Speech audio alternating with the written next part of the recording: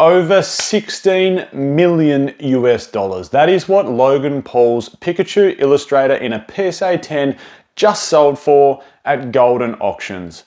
Wow, what a price. Don't forget, this card sold for roughly 5 million US dollars back in 2021. So fast forward not even 5 years and it has over tripled in price. It is, of course, the crown jewel of the Pokemon TCG. This is the greatest card. So we're going to talk all things that in this video and the massive impact that can have, or this is going to have, on the hobby, and where I see things going because of that. If you're a skeptic if it comes to Pokemon card investing, or if you believe in it, this is a good video for you to watch. This isn't going to be one where there are any graphics on the screen. You can pop it on in the car while you're going for a drive. You can put it on your headphones while you're going for a walk, or you can let me know down in the comments below what I'm going to say there. That's a bit of an inside joke for you guys and girls that watch this one. You can pop it on the... Anyway, let me know in the comments down below. If you haven't watched this channel, that joke, there's a new word I just combined to it. That joke might be a little bit beside you. So you'll find it out in the comments. But if you're new here, my name's Michael Pokegirls. We talk all things Pokemon card investing on this channel. And if you're tuning back in and if you're privy to that joke, it means you watch my videos. So thank you so much for tuning in again. Right, Logan Paul. Love him or hate him. And look, there's probably just as many people in each camp. Some that love him, some that hate him. I'm not here to pass any judgment on his character whatsoever. I do not know the guy in any way, shape or form. All I can talk about is, I guess, the massive amounts of people, following, power, volume he brings to the Pokemon TCG. And if you care in any way, shape or form about the Pokemon TCG, whether you're from a collecting side, an investing side, or purely just a fan of it, I mean, you've got to take your hat off to him, don't you? Like, there is some serious star power that he brings to this TCG, and it's just going to speak volumes. And this is what I want to touch on, because it's really interesting. There's still so many people that are skeptics of not only Pokemon card investing, but any other form of collectible, I guess. And look, there is someone that always posts in the comments wanting me to pass on my judgment of One Piece. And look, other than watching a little bit of One Piece anime back in the day, I don't know the first thing about the TCG. You put a card in front of me, I wouldn't even be able to tell you what the rarity is. Like, I don't follow it. And look, I'm sure there is massive amounts of money to be made in the short term off One Piece. Has it proven itself long term? Probably not yet. I don't know. I don't know enough about it. But there are plenty of other collectibles, as well as Pokemon, that have proved themselves long term. Pokemon is about to reach its 30th anniversary. That is 30 years of the world's biggest media IP. It is just insane the volume that Pokemon brings, not only from an anime, a card game, a computer and video game, to plush toy. Like, it's huge. And you've got to remember, like, really, there is not one single sealed Pokemon card product that has gone down in value. Even the worst sets of all times, like Emerging Powers from Black and White era, which is the worst Pokemon card set ever made, hands down, there is no argument. It is terrible. The chase cards inside it are worth nothing. There is nothing you can pull from that booster box worth anything. And even that booster box is worth several thousand US dollars. It is just insane. Now, with all that in mind and the skeptics there, I am very, very much in the other camp. And I wouldn't be doing this channel and I wouldn't be doing these videos if I didn't believe in that. You can jump onto Collector, which is the sponsor of this video, and you can see my journey down in the Collector app. Like, you can see every sealed product I have. I don't have any of my singles in there. I don't know why. I think I just like to keep it separate. Like, that's my sealed portfolio, so that's why I have the sealed in there. And my singles collection is nothing special. I have some other trading card TCG cards that are worth much more than my Pokemon card collection, but they're Dragon Ball cards. So I think maybe I like collecting Dragon Ball cards more, I don't know. But I love collecting sealed Pokemon cards, and I also love collecting Pokemon singles. But you can check out my journey. Like, I'm doing this with you guys and girls. Like, I believe so strongly in the IP, in the Pokemon TCG, the nostalgia wrapped up in it. I don't think it's going anywhere. And in fact, I said 12 months ago in my videos, it's just getting started. I said 24 months ago in my videos, it's just getting started. And I said nearly 3 years ago, because we're about to come up to the 3-year mark of this channel, that it's just getting started. And I still believe that statement. It is just getting started. People see these cards as crown jewels, like some of the greatest bits of, and this might sound stupid to some people, but some of the greatest bits of, I suppose, human artwork or development ever made. Like, I'm not saying it has the same nostalgia or rarity as the Mona Lisa, but you get my point. The fact that someone is willing to pay over 16 million US dollars for one piece of cardboard in a PSA 10 shows the power of this TCG. And what happens there is you get this massive flow-on effect. You know, we just saw a first edition PSA 10 Charizard go for over 900,000 US dollars, breaking all new territory. We've seen some of the Pokemon Snap cards recently go for insane amounts of money. People are truly seeing these as some of the great collectibles to have as part of their collection. And I think even the buyer of this card said this is part of his quote-unquote treasure hunt, where he wants to pick up some of the world's greatest treasures.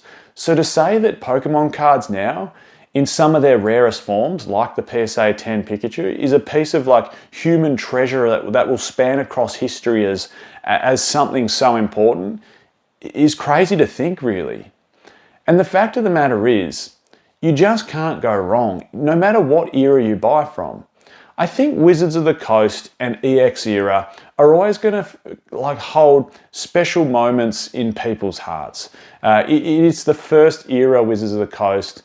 And the other thing you got to remember is those buyers or the people that have nostalgia attached to Wizards of the Coast, like they're people in their mid-30s, they're people in their late 30s, they're people maybe even in their 50s that opened them with their kids when their kids were little. Like, they're the people now that are starting to get huge amounts, in some cases, not everyone, we all probably wish we were a bit better off in some circles, but huge amounts of disposable income. Portfolios are expanding, properties are expanding, net worth is expanding, share portfolios are expanding, and therefore I'd like to say we, collectively, as a group, are getting more and more disposable income to spend on that sort of thing. And it's only going to drive the prices up. And I've said it before on this channel, like think about our total disposable income now versus in 10 years' time. That is people that want to buy Wizards of the Coast sealed products or PSA 10 cards or some of the rarest Pokemon cards ever made. The disposable income is only going to get greater as we get older and our overall net worth becomes higher, essentially. And then moreover than that, even if we look at sets like Sword and Shield, what you've got to remember is there's a whole new generation that'll eventually get older. And their nostalgia won't be base set. Their nostalgia won't be EX Team Rocket Returns trying to chase gold stars. Their nostalgia will be Evolving Skies and Fusion Strike, because when they were 11 years old and their parents took them to the local supermarket or Walmart or wherever it might be, news agency, and bought them a few packs of Evolving Skies and Fusion Strike, they were just hoping to hell that they would get that Rayquaza, hoping to hell they'd get the Umbreon VMAX, hoping to hell they would get the Gengar Fusion Strike. You know what? They didn't pull it. But now in the future, they want it. And they're going to be able to buy it because they have disposable income. And they're also going to probably want a slice of the pie and maybe even want to reopen that nostalgia by buying an Evolving Skies booster box, by buying a Fusion Strike booster box. So when you think at the moment that an Evolving Skies booster box at $2,500 is overpriced, I'm telling you it's not. It's just not. I've been saying it for the last 3 years. Evolving Skies is not getting any cheaper. And I'll make the same comment now. It is not getting any cheaper. If you think $2,500 is dear, in 3 years' time when it's $10,000, you're probably going to be saying the same thing. It's not going anywhere. This hobby is only getting stronger and stronger. And that's the point I'm trying to make across each generation. Not only do you have the long-term fans, fans like myself that have been in the game and the hobby for so long, since the inception, you also have a new generation of fans coming through, and then a new generation. And what happens is you just end up spreading the market so big that there's so many people. And look, people come and go from the hobby. Of course they do. Some people stay in it forever and it's just part of their life. Others come and go. They might be in it for 3 months, 6 months, 9 months, go, come back, depending on what set comes out. Like, 151 would have brought so many people back into the hobby. Destined Rivals probably brought a bunch of people back into the hobby. Those things happen. They come and go. But there is also a new generation of people every time they come out. Scarlet and Violet was someone's generation. It was a bunch, not just a bunch, millions, tens of millions of kids' generation. And eventually they'll grow up and they'll want to relive that nostalgia. We look at a Surging Sparks booster box and go, far out. Like, it's gone from 150 to 250 or 260 or 270, whatever it is now. That's dear. Maybe we shouldn't invest in that. That's too expensive. Well, in 10 years' time, it's probably going to be $2,700. Why? Because it's got an awesome Pikachu card inside. It's got Latias inside. It's got my Lotic inside it. I'm not saying it's the best set of the last 10 years, but it's good enough that people are going to want to relive it and try and chase and open those cards. That booster box will be worth money. More money than what it is now. So if you think 250 or 270 is dear, it's not. It's cheap in the grand scheme of things if you plan on holding a long time. And that's one message I send to everyone. Like, this expectation that you should that's not investing. Investing isn't buying something and reselling it for more. That is scalping. And look, I'm not here to bag out, certain parts of the hobby or people in the hobby, but it is frustrating to see that sort of thing. We all agree with that. It's frustrating that no one can get product at the moment. It's frustrating that bots and people go to stores and buy it out and resell it straight away just to make a profit. Like, that's not on, in my opinion. And you might go, oh, well, Pokey you're no better. Like, I don't buy out whole stores though. I just buy what I like. I collect what I like. I invest in the sealed products that I think are going to perform well.